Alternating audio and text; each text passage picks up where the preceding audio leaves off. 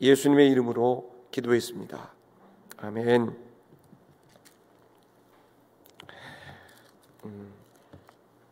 할렐루야.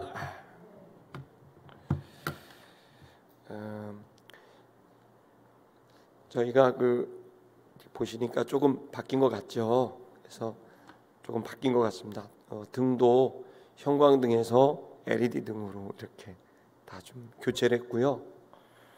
또 그리고 좀 예배당 안에는 좀 이렇게 손상되거나 또 오랫동안 있는 것들 전부 제거를 했습니다. 그리고 조명도 이렇게 보시면 있는데 다음 주에 한두 가지 더 추가가 되고 또 조절을 하면 될 것 같고, 또 이제 목소리 나오는 스피커 이런 것들도 됐지만 좀 더 계속 예배 드리면서 이제 어려움이 없도록 조절하고 하면 뭐 한두 주 안에 저희가 예배 드리는데 어려움이 없도록 잘 진행되리라고 생각합니다.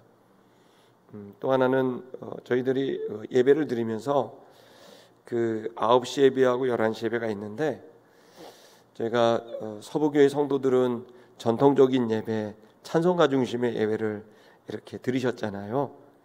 조금 전에도 우리 청년들이 성금송 하는데 약간 전통적 예배하고 좀 다르게 약간 유행가 필이 좀 나면서 요즘 노래 느낌이 나잖아요. 근데 요즘 친구들은 저렇게 예배하는 게 자연스럽거든요. 그리고 또 저만 하더라도 찬송가로 은혜 받았기 때문에 전통적 예배가 너무 좋죠. 근데 이 예배 문화가 두 교회가 좀 차이가 나서 예배 드릴 때마다 고민도 생기고 어떻게 풀면 좋을까 생각을 하고 있습니다. 그래서 제 생각엔 이건 결정된 건 아닌데 제가 말씀을 드리면 여러분이 의견을 가감없이 저한테 직접 전화하셔도 되고, 또 전도사님이나 부목사님, 또 장로님들, 또 안수 집사님들에게 의견을 얘기하시면 될 것 같아요. 자연스럽게. 그래서 제 생각에는 9시 예배가 있고 이제 11시 예배가 있고 3시 예배가 있는데, 9시 예배는 좀 어른들 중심으로 전통적 예배를 이렇게 드리면 어떨까 생각합니다. 저만 하더라도 50대 넘으니까 새벽잠이 없어지더라고요. 그래서 조금 일러도 될 것 같기도 하고, 청년들은 그 시간 지키기가 쉽지 않은 것 같고, 그래서 9시 예배에 성가대도 좀 세우고 오케스트라도 좀 세우고, 강단이 좀 바뀔 거예요. 성가대석 없어지셔서 놀랬죠? 당황하지 마시고요. 성가대를 가운데에다가 이렇게 하려고 합니다. 그래서 무대가 좀 바뀔 겁니다. 지금 보니까 조명을 달아놓으니까 좀 이 높이가 좀 높은 느낌이 좀 들어요. 강단이 좀 답답한 느낌도 들고, 그래서 지금 여기 가운데 앞에 계신 분들은 목 디스크 걸리겠다 이런 얘기를 제가 좀 들었어요. 그래서 제가 한 100번은 더 앉아본 것 같아요. 앉아서 저도 이렇게 보고 하니까 높긴 높다 이런 생각도 들고, 중간 이유는 참 괜찮은 것 같아요. 사실 예배당이 너무 좋아요. 네모 반듯하고 층고도 참 높고 이 모든 게 너무 참 좋아요. 근데 이제 좀 우리 젊은이들 또 다음 세대들이 앞에서 율동도 하고 찬양도 부르고 여러 활동들을 하려고 보니까 조금 무대가 변화를 좀 가져줘야 되지 않을까. 또 동시에 젊은이들도 좀 좋아하고 어르신도 좋아하는, 근데 이걸 섞다 보면 둘 다 안 좋아할 수가 있어요. 그래서 이게 섞는 게 제일 어려워요. 그래서 서로 이런 생각을 해봤어요. 그래서 9시는 전통적 예배를 드리고, 나 젊은이 예배에 같이 젊어지고 싶다. 그러면 11시 예배 추가적으로 드리시면 됩니다. 그래서 그렇게 예배를 드리면 어떨까 이런 생각이 듭니다. 그래서 9시 예배는 좀 피아노, 오르겐, 또 클래식 오케스트라, 성가대, 전통적 예배로 잘 드리면 좋겠고, 11시 예배는 밴드, 드럼, 전자기타 이런 걸로 해서 좀 젊은이들 30대, 20대 후반 이렇게 맞춰서 예배를 드리면 어떨까 이런 생각을 하고요. 3시 예배는 아예 대학생들 20대 초반, 10대가 좋아하는 예배로 신촌에서 드리면 전체적으로 균형을 맞추지 않을까. 그런 생각을 갖고 있습니다. 이에 대해서 여러분이 의견을 좀 우리 장로님들 또 특히 또 목사님들, 전사님들에게 의견을 얘기하시면 여러분 잘 받아서 저희들이 잘 진행하도록 그렇게 하겠습니다. 8월 15일 날 저희들이 통합 예배를 이제 확정을 아직도 못 받았어요. 지방회에 계신 우리 지방회장님 통해서 확보를 못 받았지만 저는 되리라고 생각하고 있습니다. 그리고 그래서 거기에 맞춰서 이제 아마 다음 주가 되면 강단 또 옆에 커튼 이런 것들이 좀 될 것 같고요. 그래서 전체적으로 다음 주 다다음 주가 되면 8월 15일 전에는 좀 그래도 근사한 예배당이 되지 않을까 생각을 합니다. 여러분의 기도 그리고 여러분 오셔서 일꾼들 음료수 많이 사주셔서 고맙습니다. 또 아이스크림 사주시면 신나게 기쁘게 일하고 있습니다. 또 여러분 혹시나 감동받으시는 분들 계시면 헌금하셔도 좋습니다. 또 막대한 재정이 들어가는데 여러분 기도하시면서 자유롭게 하시면 될 거라고 생각하고요. 우리 대학부가 그가 청을 판다고 그럽니다. 뭐 이렇게 만들어서 청을 뭐 판다 그래요. 그거 팔면 많이들 사주세요. 대학생들이 만드는 청 맛이 있을래나 없을래나는 보장 못합니다. 그러나 그냥 사서 먹으면서 설탕 많이 치시고 꿀 많이 치시면 맛있으리라고 생각합니다. 그거 만들어서 팔면 많이 사주시고 그걸로 교회 간판 만들겠다고 했습니다. 그래서 여러분 좋은 뜻이니까 함께 하시면 좋겠습니다. 오늘 본문의 말씀은 나사로가 다시 살아나는 큰 기적을 통해서 믿는 자들도 나오고 또 예수를 대적하는 자들도 나오는 장면입니다. 사실 정확히 말하면 본문은 예수를 믿는 사람들에 대한 내용이 아니고 예수를 믿지 않는 사람들 또 그리고 믿지 않는 걸 넘어서 예수를 누명을 씌워서 정치적인 독립운동을 한다 누명을 씌우고 또 하나님을 이제 훼손하고 그분의 신앙을 그분을 훼손한다 그래서 누명을 씌워 잡아 죽이기로 결정하는 그 회의의 장면입니다. 그 내용상 보시면 유쾌한 내용은 아닌데요. 오히려 이 내용은 지금 우리들이 반면 선생이라고 그럴까요? 이걸 통해서 우리도 이럴 수 있다라고 하는 좀 경각심을 갖게 하는 말씀입니다. 여러분 이 유대인들은 예수님에게 얼마 전까지만 해도 요한복음을 보면 얼마 전까지만 해도 하나님의 아들이라는 하나님 보내신 사람 그리스도라는 표적을 보여달라 이렇게 계속 요구를 했어요. 그래서 이제 사실 나사로가 죽었다 살아난 표적보다 더 놀라운 표적이 어디 있겠어요. 죽은 지 4일이 됐고 썩어서 냄새나는 시체가 다시 살아나는 걸 봤단 말이에요. 자, 여러분 어떻겠어요? 여러분 같으면 믿겠습니까? 안 믿겠습니까? 여러분 당연히 믿겠죠. 여러분은 썩은 시체가 살아난 거 보지 않아도 다 예수님 믿고 있지 않습니까?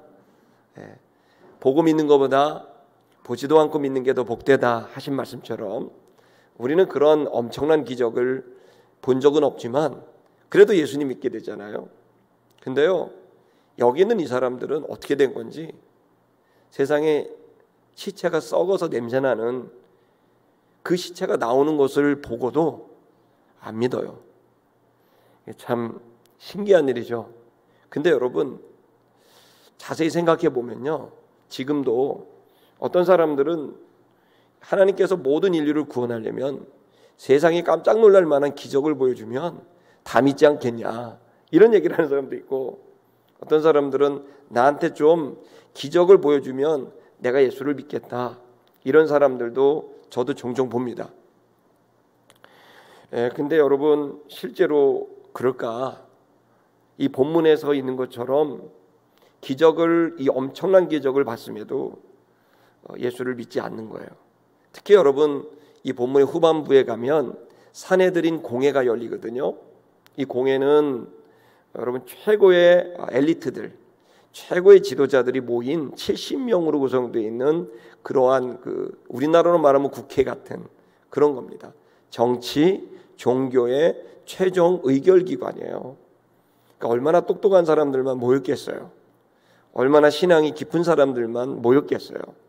얼마나 성경의 박사들이 모였겠어요. 거기 구성원이요, 사두개파, 그다음에 바리새파, 그리고 서기관, 요 세 그룹이 주로 모이는데요. 사두개파는 뭐냐면, 사두개인은 제사장 그룹이에요. 예배에 목숨을 건 사람들이에요. 예배와 제사에 목숨을 걸고 그걸 담당하는 사람들이 사두개파. 그리고 바리새파가 있는데요. 바리새파는 율법의 말씀, 그리고 생활, 말씀과 생활에 목숨을 건 사람들이에요. 서기관들은 이 모든 것들을 기록하고 나누게 되는 그러한 박사들입니다. 자, 여러분, 예배에 목숨을 건 사람들, 율법의 말씀과 생활에 목숨을 건 사람들, 자, 이 사람들이 어떻게 그리스도를 못 알아보고 그 예수가 그리스도가 아니고 이단이고 위험한 사람이고 독립운동을 하는 정치 반란자라고 결론을 내릴 수 있을까요? 그것도 만장일치로.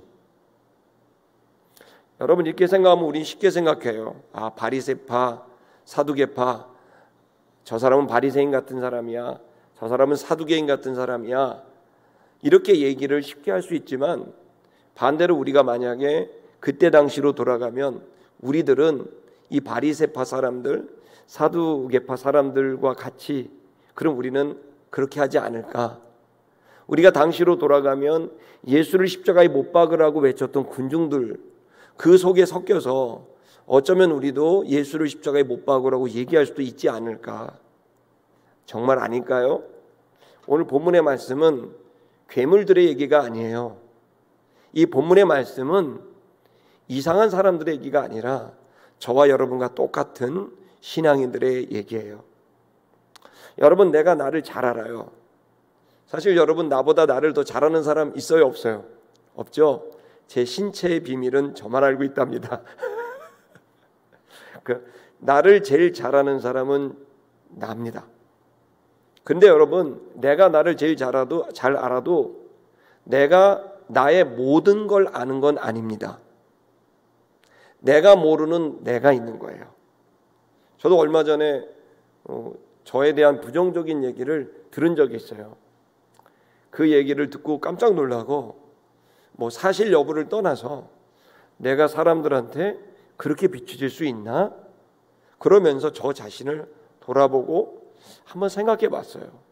이런 오해를 줄 만한 언행은 있지 않았을까? 그러면서 정말 한 번 더 깨어나는 시간이 됐던 것 같아요.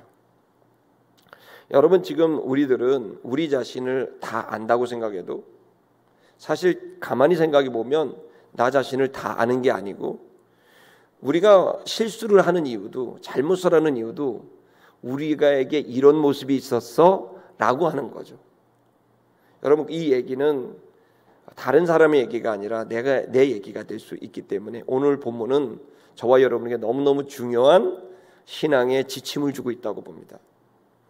어느 지점에서 무엇 때문에 이 사람들은 이렇게 예수를 믿지 않게 됐고, 예수를 정치 반란자로 생각하게 됐고, 왜 예수를 이렇게 이단자로 생각하게 됐을까? 그 실수, 그 70명의 모든 지도자가 만장일치로 이 결정을 하게 되는 이 잘못에 이르게 된 것은 그들이 우리와 다른 피를 갖고 있기 때문이 아니라, 우리보다 훨씬 더 악한 사람들이 아니라 몇몇 지점에서 그들은 그것을 놓쳤기 때문에 그렇게 잘못된 결정을 하는 주의 종들이 된 겁니다. 저도 그렇고 여러분도 그렇고, 여러분과 제 남은 생애가 주님 볼 때 정말 제대로 살아내야 되는 그런 소망이 있다고 생각합니다. 그런 면에서 이 본문의 말씀 우리 한번 집중해서 한번 들어볼 수 있기를 축복합니다. 자, 먼저 우리 45절을 읽어보도록 하겠습니다. 시작. 마리아에게 와서 예수께서 하신 일을 본 많은 유대인들이 그를 믿었으나. 아멘. 첫째는 45절은 믿은 사람 얘기예요. 자, 마리아에게 왔고 예수의 하신 일을 본 많은 사람들이 예수를 믿었습니다. 당연한 일이죠.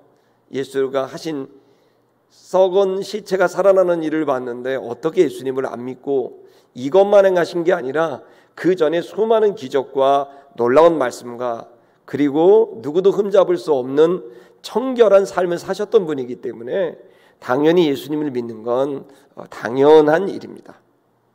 자, 여기서 예수님을 믿었죠. 근데 여기서 믿은 사람들, 근데 반대로 안 믿은 사람들도 있잖아요. 왜 이 사람들은 그럼 믿을 수 있게 됐는가라는 거예요. 자, 보세요.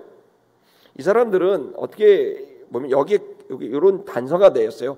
마리아에게 왔고, 우리 여기에 일은 없지만 유대로부터 왔다 이렇게 돼 있죠. 자, 이 사람들이 여기 온 이유는 마리아가 슬퍼했기 때문에 온 거죠. 여기 마리아에게 왔다고 표현합니다. 그러니까 아마 지금 이 장면은 마리아가 울다가 예수님이 부르신다 그래서 뛰쳐나갈 때 마리아의 지인들이 함께 왔던 것 같아요. 마르다 손님도 있고 마리아 손님도 있고 나사로의 손님도 있듯이 마리아와 친분을 가진 그 사람들이 같이 왔고 그 사람 중에 상당수가 예수님을 믿게 됐다라는 의미입니다. 자, 이 마리아가 이렇게 왔을 때 슬픔을 같이 하는 거죠. 여러분, 예수 믿는 사람들 특징을 보면 물론 깡패가 갑자기 바뀌어서 이렇게 살인자가 바뀌어서 큰 도둑이 바뀌어서 이렇게 하나님의 자녀가 되는 경우들이 있지만 그건 정말 특별한 경우예요. 아마 0.01%도 되지 않을 거고요. 대부분의 사람들은 예수 믿는 사람들의 특징이 있어요. 그게 뭔지 아세요? 제가 그래도 33년 목회했습니다. 그래서 수많은 성도들을 만났는데요. 성도들의 특징이 있어요. 특별히 존경할 만하고 정말 건강한 신앙생활을 하는 사람들의 특징. 그 특징은 다른 게 아니라 긍휼히 여기는 거예요. 불쌍히 여길 줄 아는 사람이에요. 그래서 어려운 사람을 보면 불쌍히 여길 줄 알고 교회가 어려운 일을 당하면 그를 마음 아파할 줄 알고 나라가 위기에 닥치면 그 나라에 대한 안타까운 마음이 있는 사람이에요. 애국심이 있는 사람들이에요. 그래서 기독교인들은 참 애국자가 많고요. 기독교인들은 정말 가족들과 이웃들을 안타깝게 여기는 따뜻한 그 안타까운 마음을 갖는 긍휼히 여기는 마음을 갖는 사람들이 대부분이에요. 근데 이제 교인들 중에서 긍휼히 여기는 마음이 없이 자기중심적으로 모든 걸 자기가 원하는 대로 다 하고 말하고 행동하는 사람들은 사실 다른 말로 말하면 다른 사람을 긍휼히 여기는 마음이 상대적으로 적은 것 같아요. 그러면 그런 사람들은 존경을 잘 못 받고 인정을 잘 못 받은 경우가 많아요. 그러니까 건강한 신앙인들은 대부분 어떤 마음을 갖고 있냐면 긍휼히 여기는 마음을 갖고 있어요. 그래서 가난한 사람들 보면 안타깝고 또 홈리스들 거지 생활하시는 이런 분들 보면 안타깝고 그래요. 예수님께서 마태복음 5장에 산상수훈이라고 하는 굉장한 설교를 하셨는데 거기에서 뭐라고 하셨냐면 긍휼히 여기는 자는 복이 있다 이렇게 말씀하셨어요. 긍휼히 여기는 사람이 복이 있다는 거예요. 왜? 긍휼히 여김을 받겠다는 거죠. 지금 여러분 우리들에게 여기에 마리아를 긍휼히 여긴 사람들, 이 긍휼히 여기는 마음을 갖게 되니 그 마음은 진실한 마음이고 솔직한 마음입니다. 여기에서부터 믿음이 오게 되는 거죠. 자, 여러분 우리가 이 새롭게 시작하는 이 교회 여러 성도들의 마음에는 소외되고 가난하고 또 힘겨운 사람들에 대한 마음이 있을 겁니다. 특히 여러분 원효대교, 한강대교, 마포대교 유명합니다. 뭘로요? 자살하는 곳으로. 여러분 여기가 왜 대로가 이렇습니까? 기사를 뜰 때마다 여러분 여기에 삶을 포기하는 사람들이 너무 많아요. 여러분 저 아름다운 강에 왜 인생의 끝을 던집니까? 우리가 뭐라고 하기 전에 그들이 그런 마음을 갖는 걸 긍휼히 여기게 됩니다. 저는 새롭게 시작하는 이 교회가 정말 소외되고 가난한 자들의 친구가 되는 교회가 되길 원합니다. 우리는 헌금을 모을 필요가 있고 쌀을 모을 필요가 있고 마음과 시간을 모을 필요가 있습니다. 그리고 이 이웃들과 어려움 소외된 자들을 위해서 우리는 긍휼히 여기는 이 마음을 반드시 우리의 말과 행동으로 옮겨야 됩니다. 제가 여러분 재밌는 거 아이디어 하나 생각해냈어요. 그게 뭐냐면 편히 들으세요.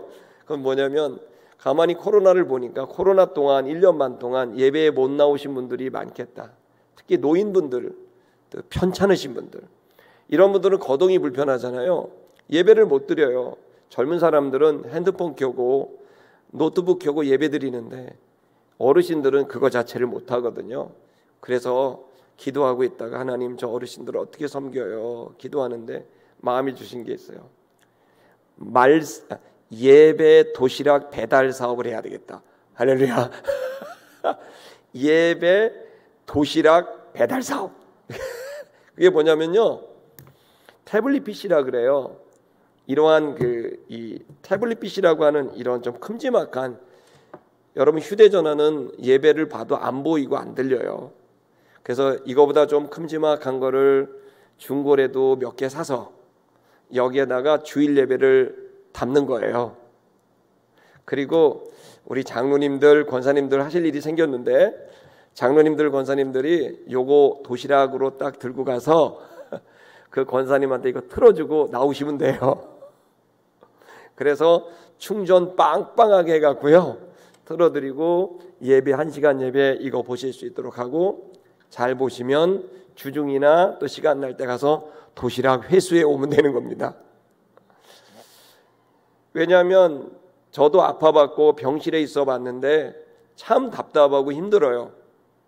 오로지 주님 바라보게 되고 주의 은혜 생각해야 되는데, 그 여건이 허락하지 않으면 저야 책도 볼 수 있고 이런 태블릿 PC로 이런 영상도 보지만 어르신들은 이거 켜는 법도 모르고 이런 게 있는지도 몰라요. 영상으로 꿈도 못 꿔요. 전 그래서 우리 사립교회가 하는 교회가 앞으로 사업을 했으면 좋겠습니다. 도시락 배달 사업. 할렐루야. 그 도시락 배달은 다른 게 아니라 예배 도시락. 그래서 어르신들 한번 가서 냉장고도 한번 열어보고 뭐 드시고 계시나, 가서 난방은 잘 되나 이북솔도 한번 손 한번 집어넣어 보고, 그러면서 그분들 어떻게 지내시는지, 필요하다면 이불도 좀 갈아드리고 또 필요하다면 반찬도 좀 나누는 긍휼히 여기는 교회가 됐으면 좋겠고, 꼭 교인들만 아니더라도 이 주변에 어려운 그러한 낭망한 사람들에게 희망과 소망, 이 긍휼히 여기는 마음을 표현할 수 있는 교회가 되기를 원합니다. 그래서 긍휼히 여기는 사람들은 참 복이 있고, 이 사람들은 믿기도 잘해요. 그래서 예수님도 잘 믿어요. 그런데 반대로요, 아무리 해도 믿지 않는 사람이 있고 의심부터 하는 사람이 있고 공격하는 사람도 있어요. 46절을 읽겠습니다. 시작. 그 중에 어떤 자는 바리새인들에게, 그 중에 어떤 사람은요, 믿지 않고요, 바리새인들에게 가서 예수의 하신 일을 고했다. 무슨 내용이에요? 이 사람들은 믿기로 결정한 사람이 아니라 바리새인들이 워낙에 예수를 싫어하고 예수에 대한 정보가 궁금하니까 그 정보를 전달해서 바리새인 편에 잘 보여서 그 바리새인을 통해서 자신들의 유익을 얻고자 하는 사람이에요. 이 사람들은 그리스도가 뭔지 별 관심 없고, 지금 일어난 기적의 의미가 뭔지, 그 기적의 가치가 뭔지 별 생각 없어요.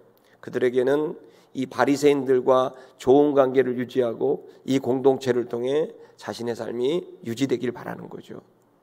자, 이 믿지 않는 이 사람들, 여러분, 이 믿지 않는 이 사람들에 대한 고민이 생깁니다.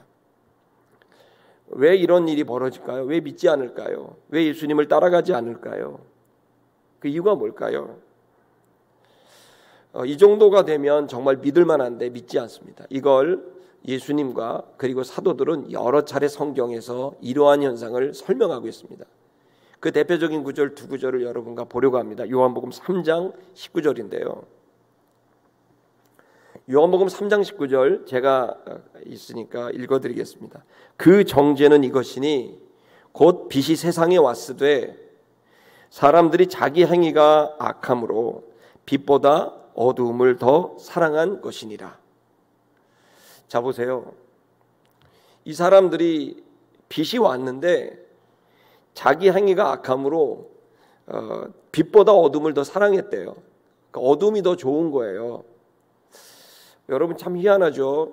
우리는 깨끗하고 좋고 깔끔하고 성결하고 거룩한 것을 더 좋아할 텐데 이상하게 우리 안에는 그보다는 좀 더럽고 또 그리고 또 그 안에 건강하지 않는 것을 좋아하는 마음이 있어요. 여기 예수님의 이 얘기는 여러분 예를 들면 이렇게 얘기 드릴까요? 여러분 제가 보니까 맛집 있잖아요. 맛집이 대체적으로 더럽습니다. 낙서도 많고요. 그릇도 막 다 찌그러져 있고요. 맛집을 보면 근데 왜 이렇게 김치찌개가 맛있고 또 왜 이렇게 뭐가 맛있습니까? 근데 사람들은 많은데 맛집에 가보면 특징이 물론 사람이 많이 와서도 그러겠지만 아주 깨끗하진 않아요. 근데 참 손님 없는 집 특징은 깨끗해요.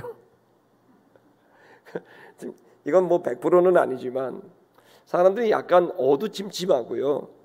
좀 뭔가 이렇게 좋은 어떤 그런 환경만을 좋아하는 것 같지는 않아요. 이렇게 또 얘기를 드리면 좀 이해가 가실까요? 저희 교회 청년 예전에 제가 천국은 이런 거야 라고 얘기를 하다가 천국에는 주님과 함께 영원히 사는 거야. 주님과 같은 집에 사는 거야. 이렇게 얘기를 했고 천국은 늘 예배가 있어. 이런 얘기를 했더니 이제 예배 끝난 다음에 설교 끝난 다음에 청년 여우들이 목사님 제가 천국 가기가 부담스럽습니다. 왜 부담스럽냐 그랬더니 계속 예배를 드려야 되면 내가 지금 예배가 지금도 지금 예배가 긴 것 같은데 영원히 길 것 같다고 이렇게 얘기를 하고 그런 거예요.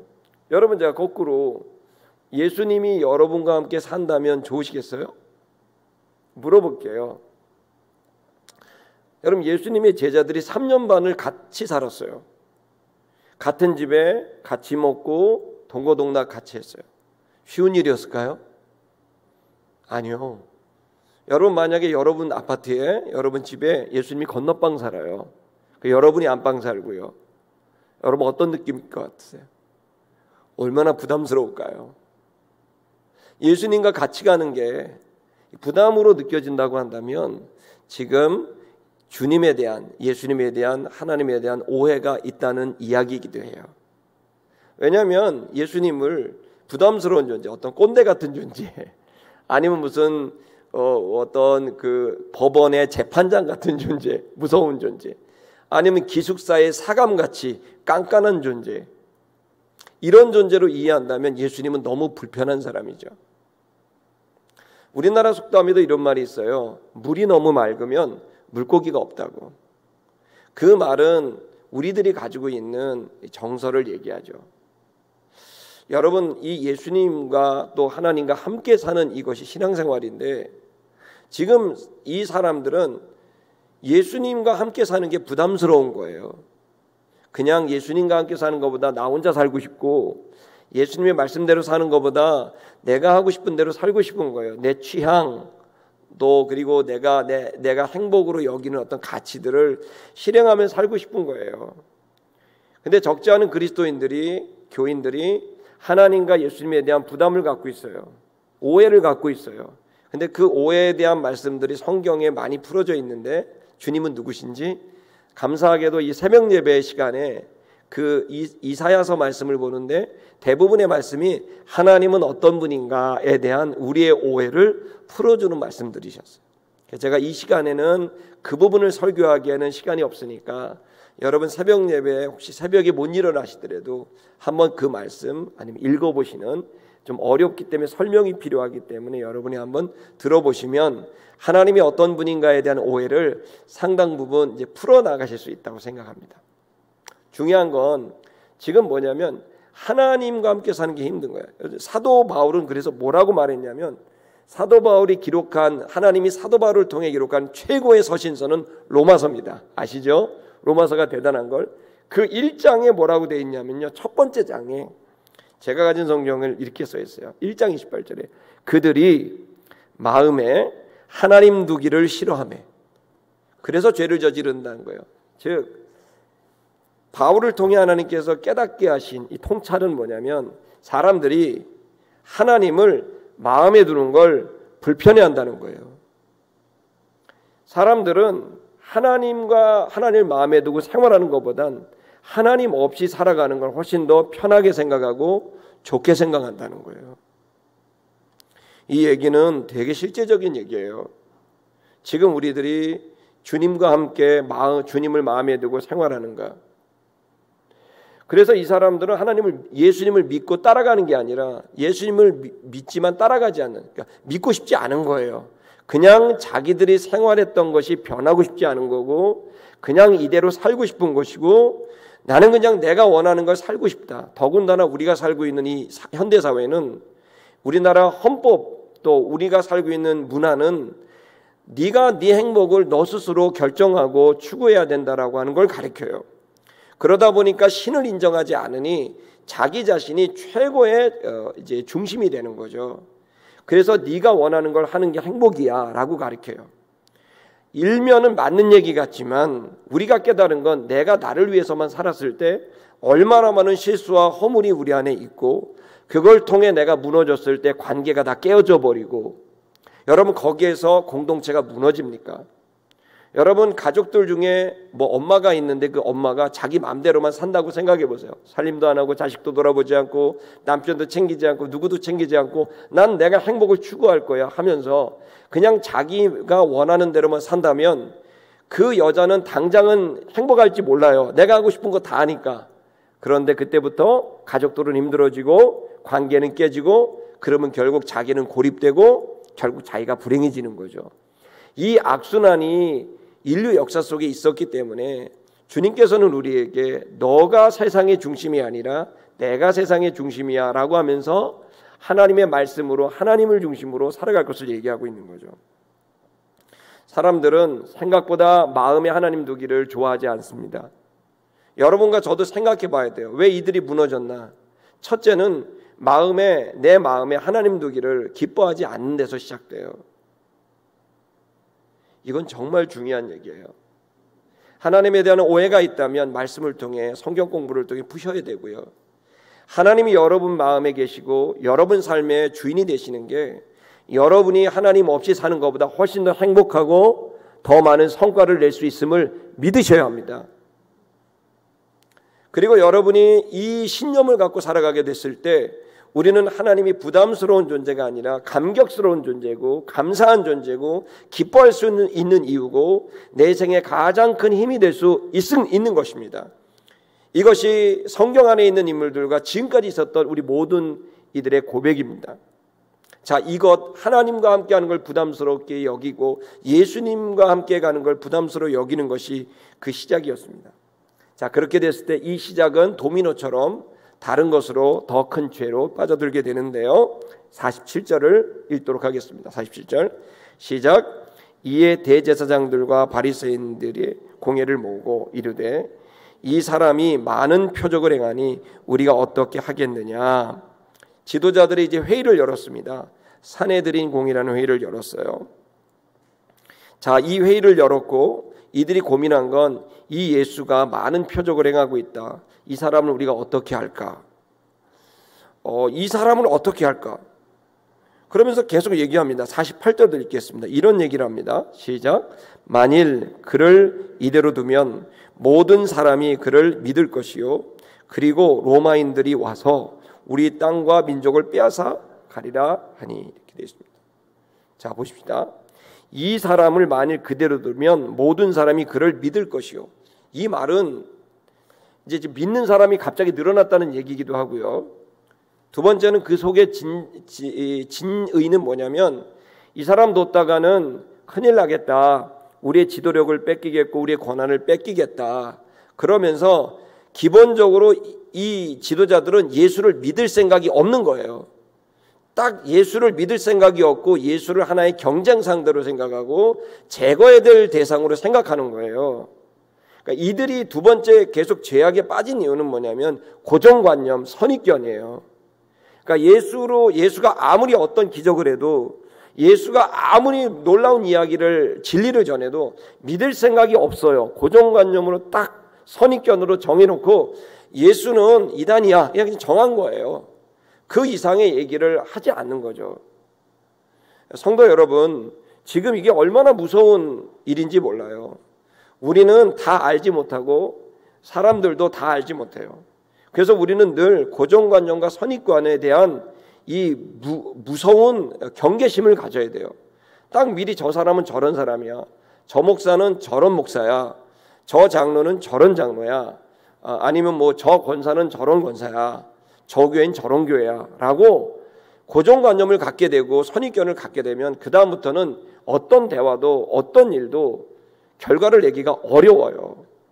그래서 우리가 잠깐 실수를 했어도 다시 수정하기가 너무 어렵다고요.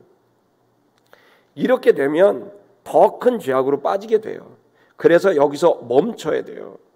우리는 우리가 알고 있는 게 다가 아닌 걸 인정하는 겸손이 필요해요. 아멘입니까? 여러분 저를 딱 봤을 때 선입견이 좀 생기죠. 보면 저렇게 생겼어, 어떤 사람일 거야. 선입견 갖지 마세요.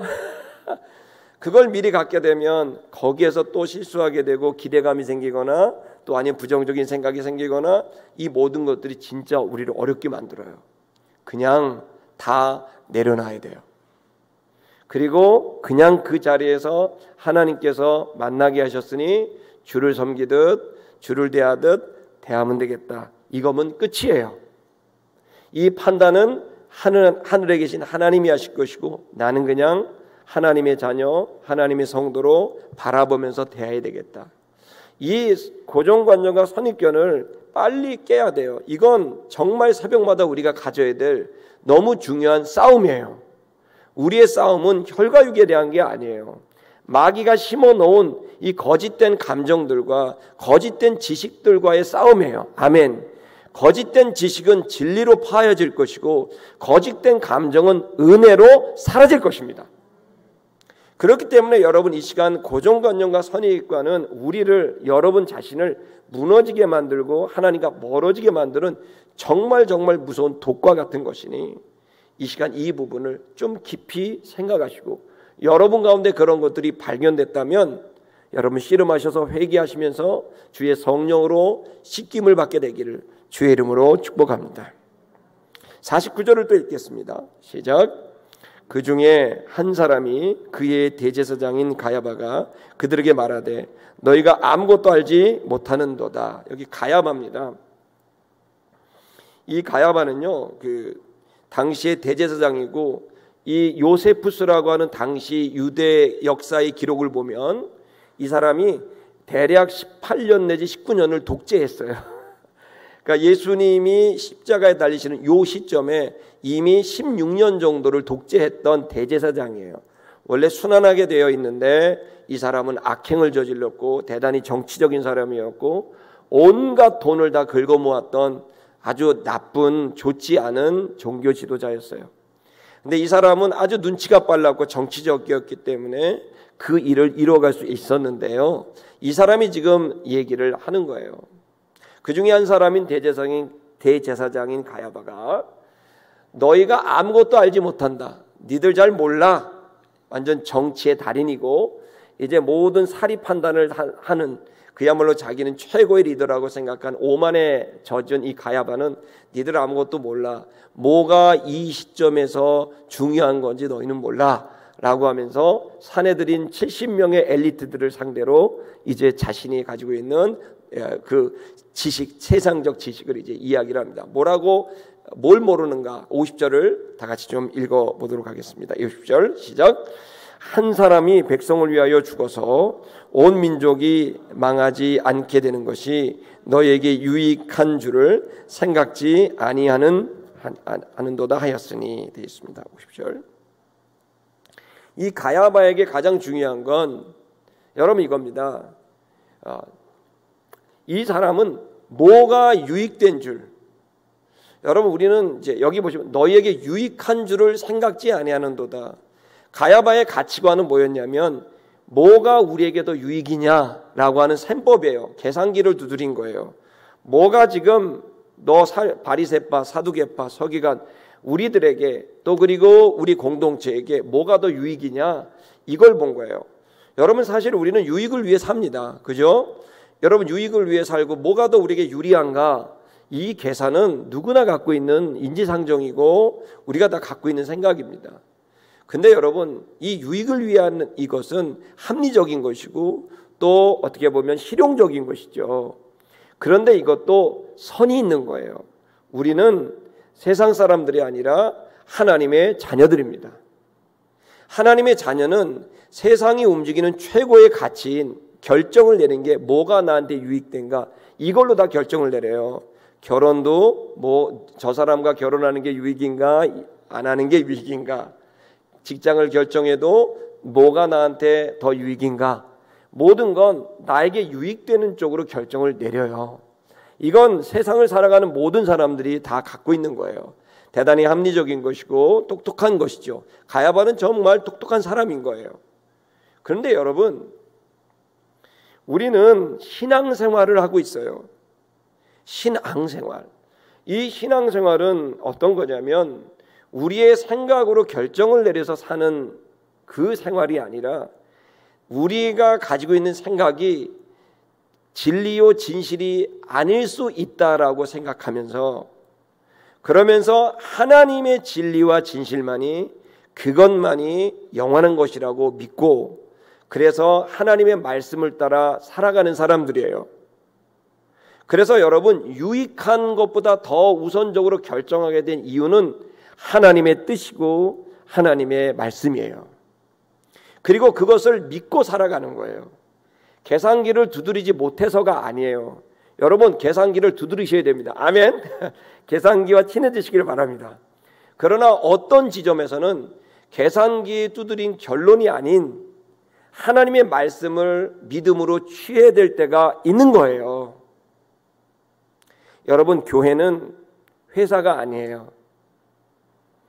교회는 물론 유익을 위해 있고 선교 사업을 하고 여러 일을 해서 유익과 결과를 만들어내야 돼요. 하지만 여러분, 우리가 하는 모든 일들은 계산기를 두드린 것으로 결정을 내리게 되는 것이 아니라 하나님의 말씀으로 결정을 내리는 것입니다. 아마 이 통합도 계산기를 두드렸으면 안 됐을 거예요. 그러나 기도 중에 하나님의 뜻을 구하면서 계산기를 두드린 게 아니라 하나님의 뜻을 구함으로 결정한 것이 우리 서부교회 성도들이고 또 신촌 아름다운 교회 성도들이라고 믿습니다. 여러분, 그래서 참 세상 사람들이 지금 이 통합을 신기해야 합니다.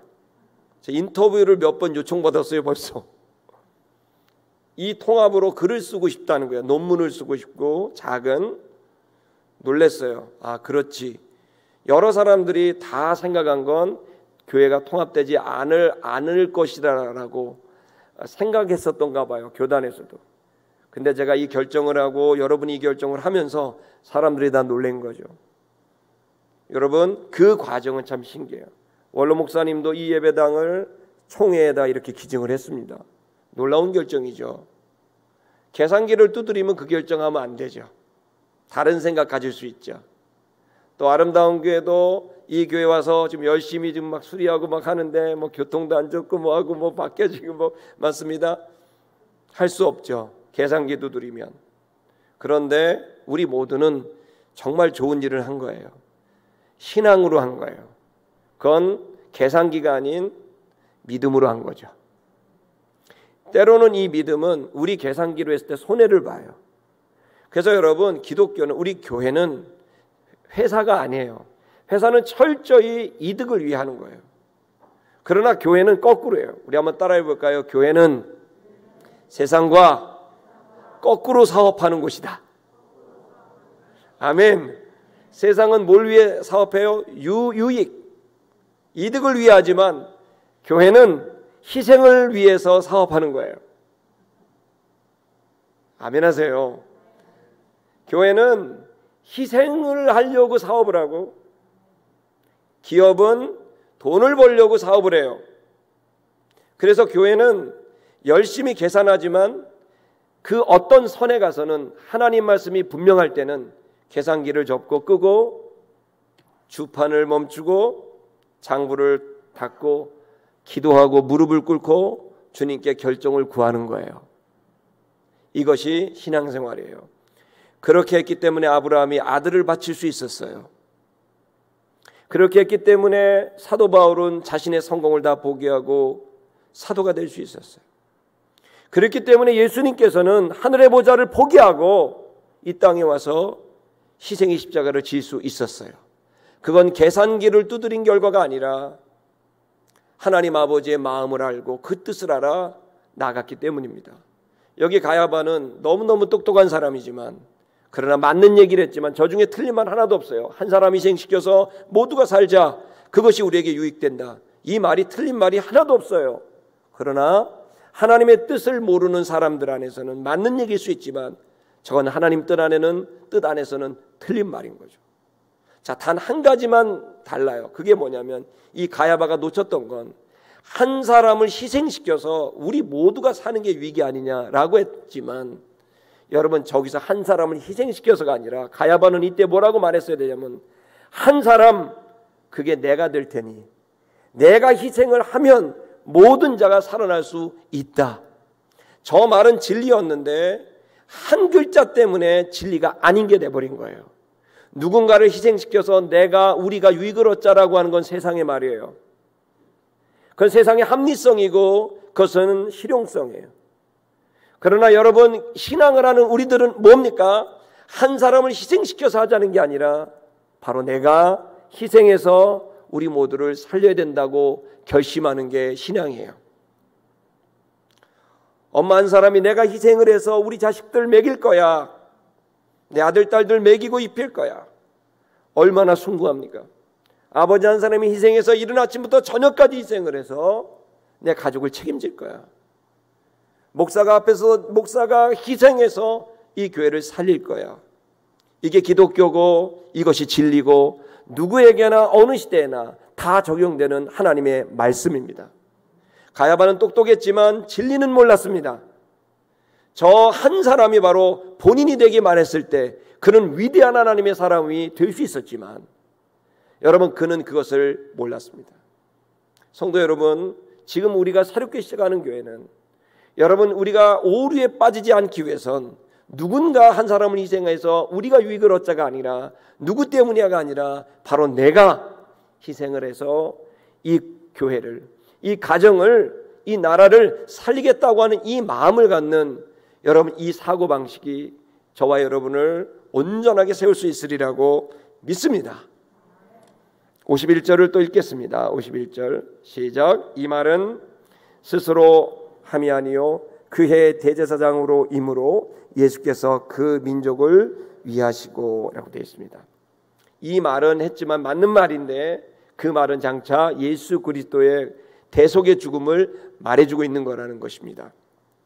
52절, 자, 예수의 죽으심, 그렇다면 우리가 봐야 될 예수, 가야바가 아닌 예수입니다. 똑똑한 가야바가 아닌 주님을, 아버지 하나님을 바라본 예수. 52절 볼까요? 시작. 또 그 민족만 위할 뿐 아니라 흩어진 하나님의 자녀를 모아 하나가 되게 위하여 죽으실 것을 미리 말함이러라. 아멘. 예수의 죽으심은 민족만, 이스라엘의 민족만 구할 뿐만 아니라 흩어져 있는 하나님의 자녀들을 모으고 구원하는, 온 인류를 구원하는 하나님의 특별하신 계획인 줄 믿습니다.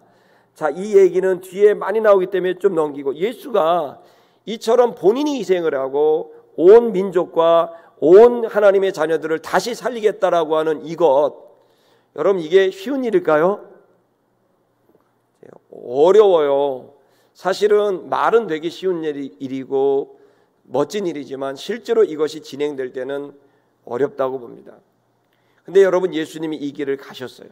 어떻게 이 자기 희생의 길을 갈까요? 어떻게 계산기가 뻔히 나와 있는데 거꾸로 생각하고 손해보는 일을 선택할까요? 그냥 하나님의 뜻이니까 그냥 갔을까요? 아닙니다. 이 다음 구절에 그 해답이 나오는데요.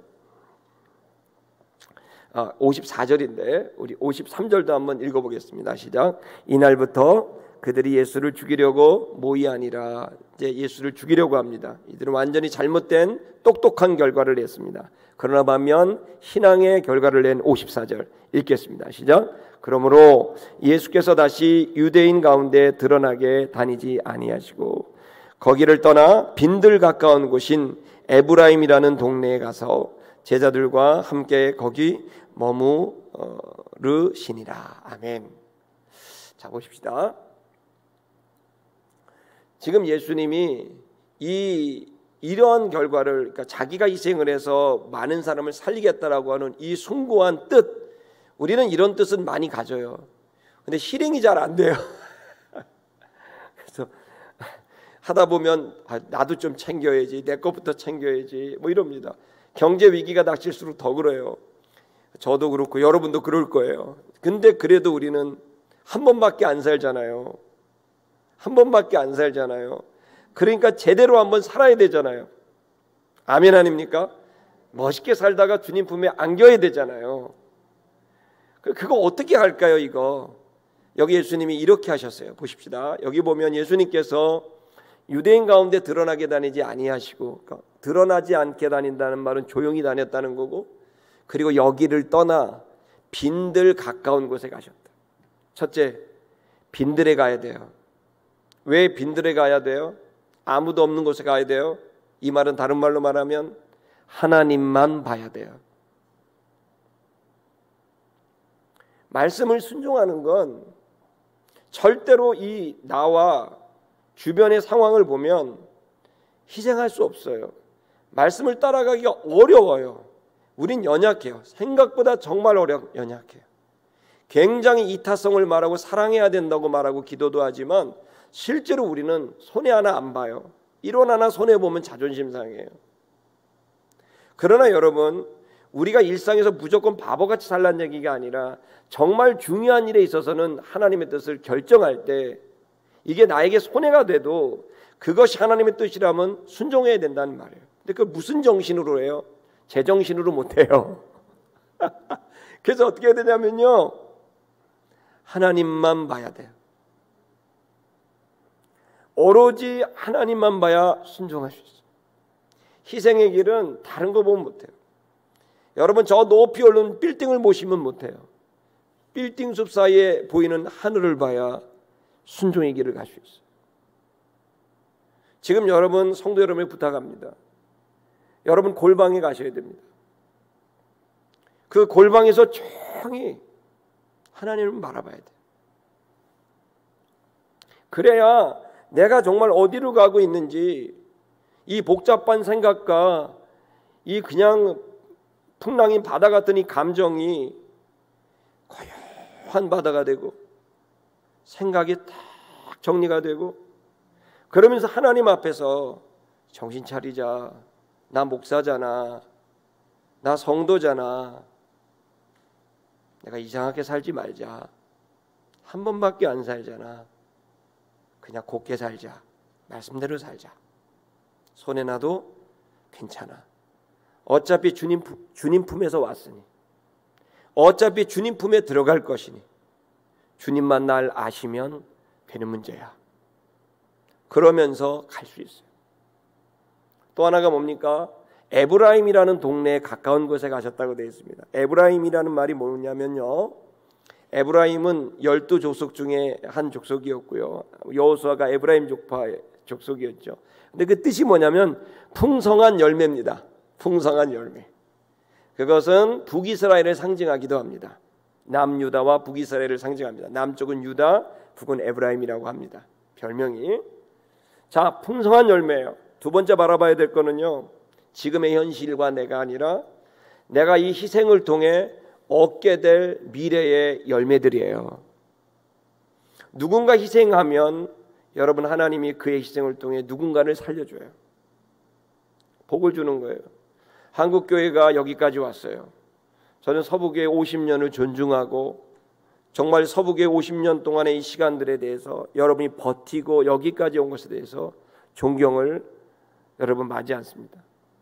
그 이유는 뭐냐면 여기에 이 서울 한복판에 이 성전을 유지하고 선교를 해왔다라고 하는 건 그 자체의 모든 과정에 얼마나 많은 사람의 눈물과 땀과 피가 담겨져 있겠습니까?